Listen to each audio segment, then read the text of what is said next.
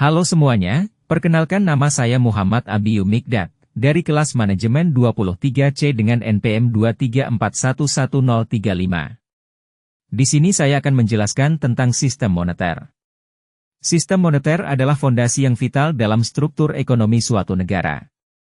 Hal ini melibatkan serangkaian kebijakan, lembaga, dan instrumen keuangan yang dirancang untuk mengatur peredaran uang, suku bunga, dan kebijakan lainnya yang mempengaruhi keseimbangan ekonomi makro.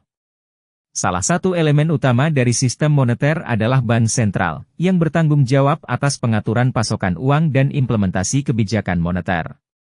Tujuan utama dari sistem moneter adalah menciptakan lingkungan ekonomi yang stabil. Ini mencakup pengendalian inflasi untuk mencegah terjadinya devaluasi mata uang yang berlebihan, menjaga stabilitas harga untuk melindungi daya beli masyarakat, serta memfasilitasi pertumbuhan ekonomi yang berkelanjutan.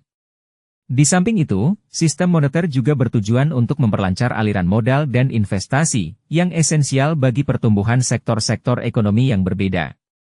Dalam implementasinya, sistem moneter dapat menggunakan beberapa instrumen kebijakan, seperti kebijakan suku bunga, cadangan wajib bank, dan intervensi pasar valuta asing.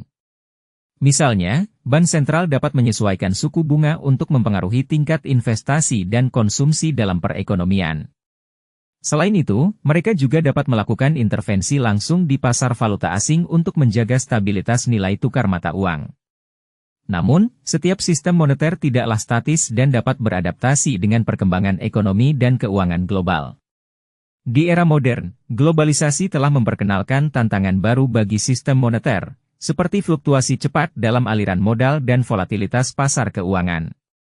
Oleh karena itu, penting bagi sistem moneter untuk tetap fleksibel dan responsif terhadap dinamika ekonomi global untuk menjaga stabilitas dan keberlanjutan pertumbuhan ekonomi. Secara keseluruhan, sistem moneter memainkan peran krusial dalam mempengaruhi kesehatan ekonomi suatu negara.